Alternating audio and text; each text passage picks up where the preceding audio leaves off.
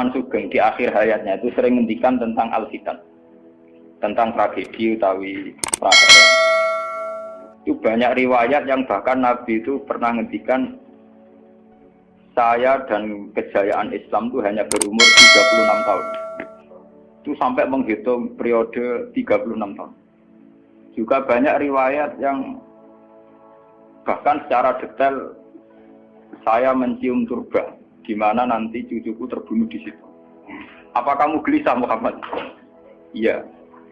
Kata Jibril, jika kamu mau, saya tunjukkan di tanah mana nanti cucumu akan dibantai. Itu riwayat jauh sebelum Said Husain dibantai di Karbala. Termasuk riwayat-riwayat yang se-ekstrim ini. Jadi ini kan terus mengaji kalau tinggi-tinggi bahwa nanti pada akhirnya sing mubun rokok itu rawung dolim tok, termasuk kita-kita sing soleh. Jadi sempat masuk swarga. Wong pontok haudun Nabi berarti mendekati napa? Swarga. Bahkan bagian riwayat haudun Nabi itu jannah. Makanya kalau ini cerita, ini kamu salah paham tuh. Orang Khawarij itu soleh-soleh wong. Justru karena kesalehannya itu melahirkan tragedi dalam Islam. Karena solehnya itu kemudian mengharamkan barang yang mubah, mewajibkan barang yang sebetulnya hanya sunnah. Penyakit wong soleh mesti begitu. Ada jajal awet kayak itikaf ning masjid seminggu, soleh seminggu. Enggak metu es perpal perempuan, enggak menjagongan ning omah. Ora eling pengen. Padahal eling pangeran iso ning omah iso ning dalan. Cuma dekne selerane kan ilinge ning masjid. Wong itikaf seminggu kok gegere Kak. Enggak kalah. Enggak kowe seneng pengajian ya ngono. Wong ini ora seneng ngaji sing teko kok wong limo. Gelem dijak apik ta ora? Padahal ning omah ngurmat anake ya apik. Paham ya? Ning pasar dagang ngurmat anak putu ya. Cuma APM kan kiai dari pelepak-pelepok ning masjid. Tapi gara-gara pelepak-pelepok ning masjid seminggu gegere tengah. Terus menfonis orang lain. Wah hakada. Jadi sebentuk kesalehan itu pasti melahirkan tragedi. Itu tadi, kamu iktikaf di masjid seminggu saja. Kamu akan janggal sama orang-orang yang berkeliaran di jalan-jalan. Hanya kamu anggap tidak sebaik kamu. Apa ingat Tuhan kalau di jalan-jalan terus? Kamu nyai di satu daerah yang ngaji 10, 20. Nanti kamu kecewa. Orang sini gak seneng ngaji, gak seneng kebenaran, gak seneng kebaikan. Padahal orang yang di rumah mungkin merawat anaknya juga ibadah. Gitu ya? Merawat keluarganya juga ibadah. Hanya karena dia tidak ngaji sama kamu anggap tidak ibadah. Padahal di rumah juga ibadah dia. Nah ini orang Khawarij dengan background kayak itu paling mudah begitu. Sehingga orang-orang ini nanti ketika sudah sampai ke surga, kemudian ketemu Nabi, kata Nabi mau disampaikan ke Haudun Nabi. Dia mau sampai ke telaga Nabi. Tapi pas mau sampai ke telaga, terus Nabi diingatkan oleh Allah, mereka tidak layak masuk surga. Innahum qad ahdatsu ba'dak. Mereka bikin bid'ah setelah kamu. Tapi itu umatku ya Allah, saya kenal mereka, mereka kenal saya. Ya, tapi sukon itu harus dijauhkan dari surga. Dan ini kalau cerita, kenapa kesalehan melahirkan tragedi? Ini kalau cerita. Dalam semua sejarah dunia, selalu tragedi itu dimulai dari kesalehan. Ya, mun beda sing terlambat kan, sampai ngaji ya. Semua tragedi dunia itu dimulai dari kesalehan. Paling enggak klaim kesalehan. Ya, paling enggak klaim apa? Kesalehan. Karena semua sebentuk kesalehan atas nama agama tentu langsung dikaitkan dengan Allah. Bertautan dengan hukum Allah. Kalau sudah kamu yakini itu hukum Allah, tentu kamu dengan mudah akan menghukumi kafir siapa saja yang menentang. Karena kamu anggap melecehkan hukum Allah. Akhir dari itu tentu kamu akan tahlilud dam. Nak ngono wong iku halal darah. Ini ki rungokno tenan. Karena setiap pelanggaran atas nama agama tentu dianggap melanggar hukum Allah. Jika orang yang klaim demikian kan mudah mengkafirkan orang lain karena dianggap wani pengerah. Paham ya? Nah, kalau sudah menvonis orang lain berani Tuhan, tentu darahnya dihalalkan. Kayak kasus kaum Khawarij. Sebetulnya saat Ali Muawiyah itu melakukan konflik atau terjadi konflik, saling bunuh, saling perang, kelompoknya Ali Muawiyah saling serang, itu kan tragedi duniawi biasa. Dalam hidup pasti ada gejolak, ada demonstrasi, ya, ada perebutan kekuasaan. Sebetulnya itu kan fenomena sosial biasa. Misalnya kiai drengki-drengkinan. Masa kiai drengkinan mbek bakul bakso kan gak. Bakul bakso drengki-drengkinane mbek bakul. Orang malah mbek bakul es rukun. Ndak bisa kamu logika panas musuhnya adem, bakul bakso jejer bakul es rukun. Mergo bar mangan bakso tuku. Tapi bakul es padha ademe tukaran. Mergo saingan, iku nunjukno nek saingan sak jenis. Mulane kaya aku rada aman. Mergo sing nyaingi aku kudu alime sekali beraku aman. Paling wong saingi ade ku adir wis lho, Pak. Padha kelas-kelas ringan kan musuhe nggih kelas. Mulane kena ngalim tulisan kaliber. Dadi rapati de musuh. Akhirnya ngalime kaliber terus fasilitas biasa. Wong rapati nyucu, wong rapati hormati, wong ape drengki apaan? Wong kula yo mak turu temangsang ning kos drengkeni apa? Mun kula elmoni ya, dadi wong rapati drengki mun kula elmoni. Dadi ngalime kaliber fasilitas biasa. Wah aman. Kok kayak gitu. Aman, itu istihad. Jadi untuk menjaga keamanan. Ngalime ra kaliber ning dadi wong nyucup wong dobar, mesti wong mencep. Alim sepi kok wong dobar wis gegere gak karuan. Niku termasuk strategi ngadepi napa prahara. Artinya sakit di elmoni sebenarnya secara ijtihad itu bisa napa? Bisa den.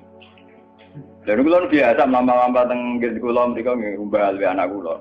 Enggak, nggih biasa ana mobil direm kes monggo bareng kula. Kak, lagi kene kes. Kula betul mobil. Nah, ono omah muter pirang-pirang. Nah itu memang gitu ya, karena kita trauma dengan sejarah. Ketika Khawarij meyakini Ali melahirkan sulmatan fiddin, melahirkan pencitraan agama. Salmatan fiddin, sulmatan fiddin itu pencitraan agama. Muawiyah juga dituduh demikian, salmatan fiddin. Akhirnya orang Khawarij lewat kelompoknya itu ada sekelompok orang yang ditugasi membunuh Ali, ditugasi membunuh Muawiyah, dan ditugasi membunuh Amr bin As di Mesir. Semua tokoh-tokoh besar Islam itu melahirkan tragedi Islam, harus dibunuh semua. Itu yang keputusan gitu tuh lewat kesalehan. Mereka orang-orang soleh, orang-orang khusyuk, senang iktikaf, senang zikir. Dia punya keputusan sing lahirno tragedi dalam Islam. Makanya kamu jangan kaget, kenapa di Irak itu banyak perang saudara, di Mesir, di Sudan, di Khartoum, di Darfur, di Somalia. Itu kalau sudah perang berani mati, karena mereka mengatasnamakan agama. Nah, kalau agama berarti merasa dia punya titah Allah, titah Tuhan. Sehingga kelompok lain ya orang Sunni Bantai Syiah, Syiah Ahmad Sunni itu biasa. Makanya kita disyukur, kalau bolak-balik ini kita harus syukur sebagai bangsa Indonesia. Bangsa Indonesia di filosofi berdoluri, soalnya bergeremeng-geremeng ngelas yang menduri. Orang terus ini kita syukur jadi wong Jawa. Cari rasa cocok, ya mau grudal. Misalnya rasa-rasaran kiai beda partai yang mau grudal, bagus sekali.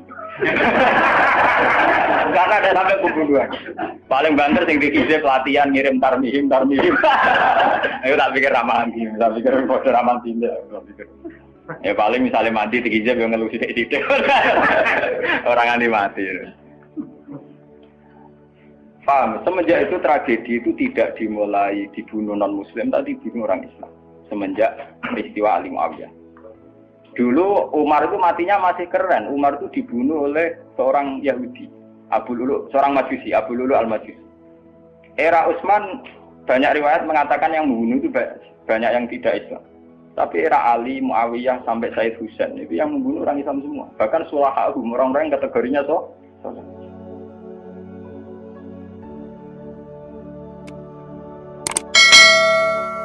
Wong soleh macam payah. Mbak Madin gue kenal lagu ngukumi wong murtad itu biasa. Karena daftar kemurtatan dalam kitab-kitab salaf itu terlalu banyak.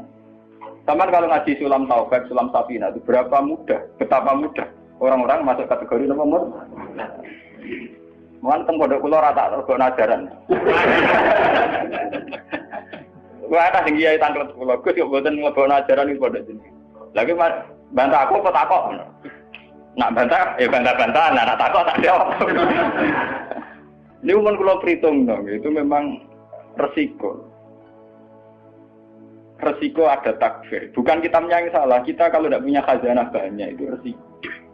Jadi kalau baca kitab gitu itu harus punya khazanah yang lain yang apa?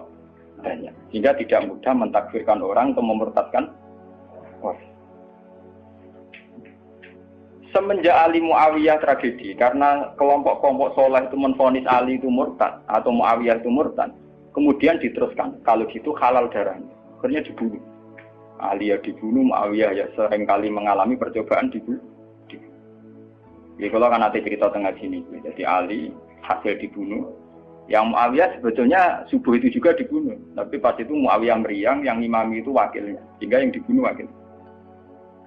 Mulane kalau bolak-balik cerita ning tinggon nek wong kesolen mesti pintu-pintu. Wong kuwaris sih pintu-pintu. Wong ngongkon killer, ngongkon pembunuh bayaran kok tarife ngene to. Lah Muawiyah ku sapa? Pokoke sing imami subuh.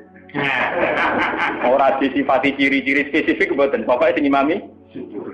Lah Muawiyah subuh pria. Wong wong imam ya dipateni. Wong apa jenenge?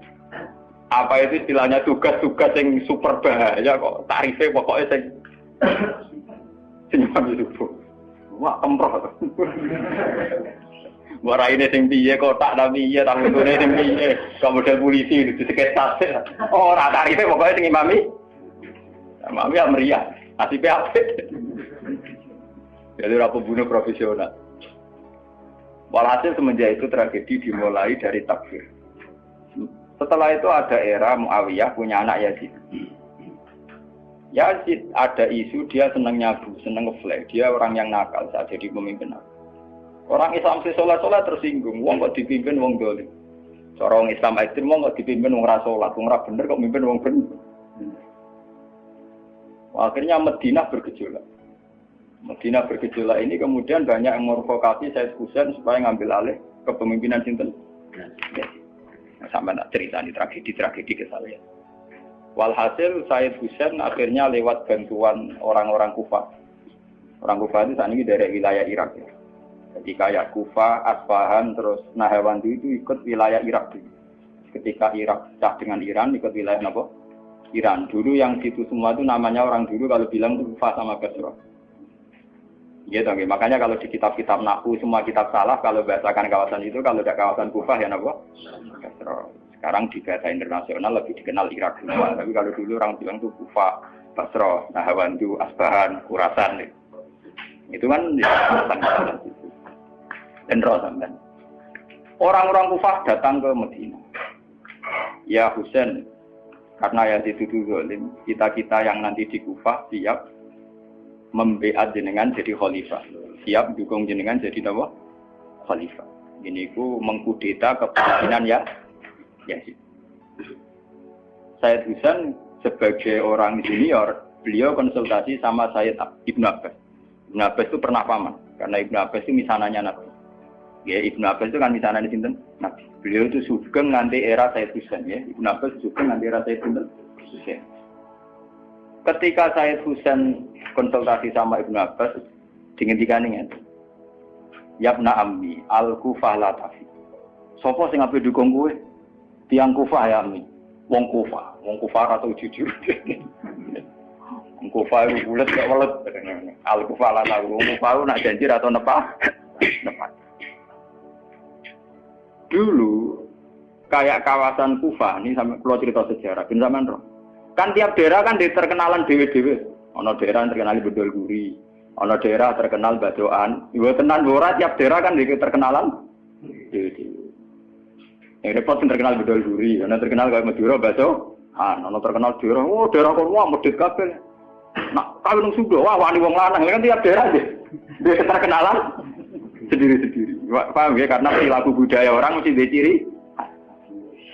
Nah, itu di era itu Kufah itu punya ciri khas al-Kufah la tafi. Wong Kufah mesti raju. Tenang. Walhasil akhirnya Said Husain minta maklum ya, minta supaya dimaklumi. Ya Ami, saya ini sudah bertekad untuk menuruti permintaan orang-orang Kufah. Jadi meskipun paman saya melarang, saya tetap berangkat. Kata Ibnu Abbas, ya sudah kalau itu jadi keputusan kamu. Mulane Said Husain terkenal Said sing brengkel. Mulane kena dititeni. Said sing turunan Husain niku rata-rata brengkel-brengkel. Nggih, kados orang Iran itu rata-rata Sayyidnya Husain. Kados Abdul Qadir, kados Sayyid Muhammad itu Al-Hasan. Makanya kalau Sayyid Muhammad itu Al-Hasan, rata-rata karena Sayyid Hasan dulu itu yang punya keputusan amul istima. Jadi tidak mau perang. Sehingga era Sayyid Hasan yang dikatakan amul istima. Tahun bersatunya umat. Era Husain betul. Walhasil wala-wala cerita Sayyid Husain kersok dibawa orang Kufah menuju Irak. Pas sampai Karbala. Terus Sayyid Husain bilang gini sama pengawal-pengawalnya, ini sampai mana? Ini Karbala ya Husain. Saya Husain hadhihi karobun wa bala. Ini karobun, kesusahan wa balaun dan tragedi ujian.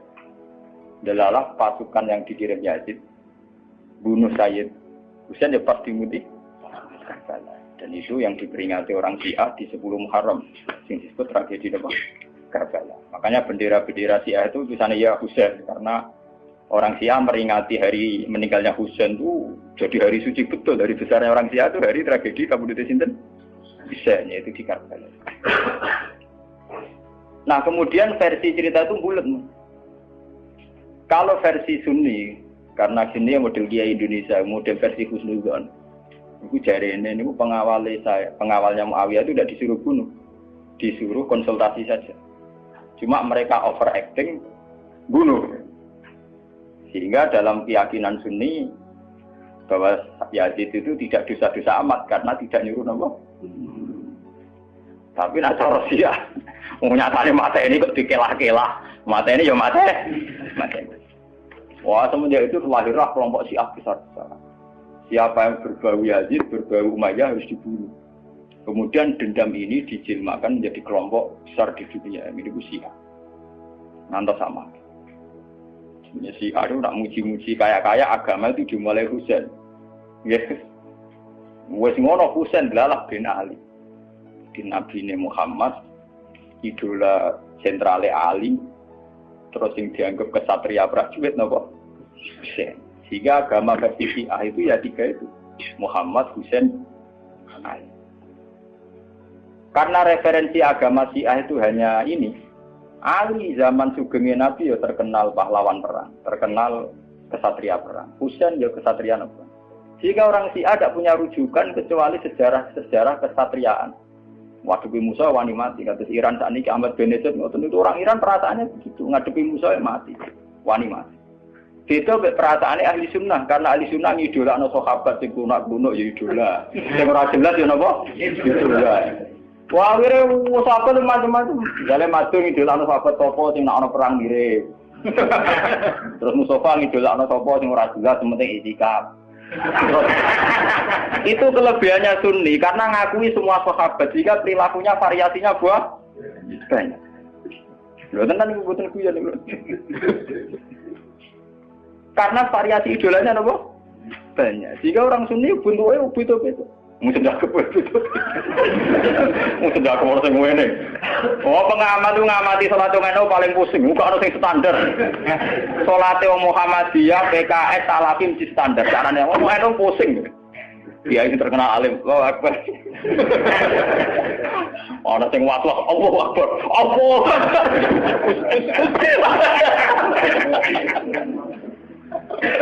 Oh, sedekah kok ono sing ngene. Ono sing ngene, ono sing santai. Ono sing labine ngancing nono selik. Karena orang Sunni terlalu banyak tokoh idola. Karena keyakinan Sunni semua sahabat itu layak diikuti. Iku mbok barokah bolak nak keyakinan wong Sunni iku semua sahabat layak napa? Diikuti. Sahabat macam-macam. Akhirnya wong Sunni macam-macam. Itu beda dengan Syiah. Sentral sejarahnya di Husain. Husain sebagai martel perang atau kesatria perang. Ali terkenal Al-Qarrar, orang yang reputasinya juga tentang nama. Jika dalam terminologi Syiah itu tidak ada istilah bil hikmati wal mau'izatil hasanah, sing sabar ngadepi Musa sing santun ora mahal tuh utang Jawa niku. Paham ya? Sampeyan ngerti kenapa sih cara berpikir demi nek Sunni mboten. Mau kiai iku dhisik ning daerah Abangan. Mujite sik letong ora males. Malah dungo. Wah cerita seputar rawani tok. Seputar sabar, seputar kawan. Jarang kok Kiai Sundi wani jotosan. Jadi sejarah dengan sabar. Sehingga dalam tradisi Sunni itu tidak ada revolusi sampai sekarang. Beda dengan di Syiah. Libanon pengikut Syiah, Syria ya Syiah, Iran juga Syiah. Meskipun Syiah sendiri punya variasi, kayak Syiah Imamiyah, Syiah Ismailiyah, Zaidiyah, dan sebagainya. Tapi trennya sama, tetap menjadikan Said Husain sebagai sentral. Emang jelas nonton TV kan nonton bendera Syiah tulisan apa? Ya apa? Ya Husain. Nah sama idola kan buatan Husain. Idola Hasan. Said Hasan itu rasa seneng perang. Tapi semua ya kok. Jadi ya Pak Kiai Jawa perang barang. Gerwapan titik, nopo poli. Ya, itu jadi sejarah berulang. Ya apa-apa. Jadi perang repot. Mau yang mirip perang. Itu cerita. Bon akhirnya setelah era Yazid, kemudian ada dinasti-dinasti. Kemudian era Yazid karena bin Muawiyah disebut dinasti Umayyah. Orang-orang penggemar Husain karena Husain itu mimpi Rasul melahirkan dinasti. Jadi disebut dinasti Fatimiyah. Sebenarnya dinasti Fatimiyah itu bukan dinasti turunan Husain, karena saking cintanya ke Husain mengatasnamakan dinasti Fatimiyah. Ada perang. Hasil wala-wali zaman nanti dinasti Fatimiyah itu kuasa. Ketika kuasa sempat bikin Al-Azhar. Jadi Al-Azhar dulu itu barokahnya dinasti Fatimiyah. Al-Azhar itu dari kata Fatimah Zahra. Af'al tafdilnya Zahra itu Al-Azhar. Kayak Hasna, kalau mu'anats kan Hasna. Kalau bahasa Arab untuk af'al tafdil Al-Ahsan. Jadi kalau Zahra berarti menjadi Azhar. Itu karena bahasa saja kayak Hasna mu'anats, kalau Ahsan untuk af'al tafdilnya. Jadi kalau Zahra jadi apa? Azhar. Jadi kata Fatimah Zahra. Ya sudah begitu. Artinya semenjak tragedi Ali Muawiyah itu kemudian orang Islam itu sudah perang terus sama Islam terus. Ya dinasti Umayyah, digusur Abbasiyah, Fatimiyah terus begitu. Sampai terakhir di Seljuk kayak zaman era Bauddin Leng, Timur Leng dan sebagainya. Kemudian agak bersatu saat terjadi perang salib, yaitu disatukan oleh kepentingan melawan Pangeran Philip dari Prancis dulu saat menyerang Baitul Maqdis. Itu ada perang salib satu yang dipimpin Salahuddin Alaihi. Itu mendingan karena ada musuh. Nanti kadang musuh itu dibutuhkan oleh dari Sayyidina Imam Syafi'i ngendikan musuh yang berpikir luwih apik dibanding kanca. Kok kanca ku nek ana musuh tukaran musuh dhewe, kancane dhewe. Mana sajane partai-partai Islam kudu duwe musuh bersama. Malah juga partai-partai dhewe Islam kah? Islam kah? Jadi mesti kalau di Indonesia dijajah Belanda ya sepakat, pokoknya penting Londo diusir. Beda agama, beda partai musir Belanda. Jadi rana Belanda, rana Jepang ya usir-usiran. Itu sejarah. Mulai dulu trennya sejarah begitu. Nah, semenjak itu sudah disebut fitnah. Kalau sudah fitnah itu la tusibanal ladzina dzalamu minkum. Yang kena tidak yang salah saja, yang soleh juga kan kena. Kalau fitnah itu sudah kena, sudah jatuh, pasti yang kena semua. Yang soleh juga ikut kena. Akhirnya orang-orang soleh itu banyak yang meninggal.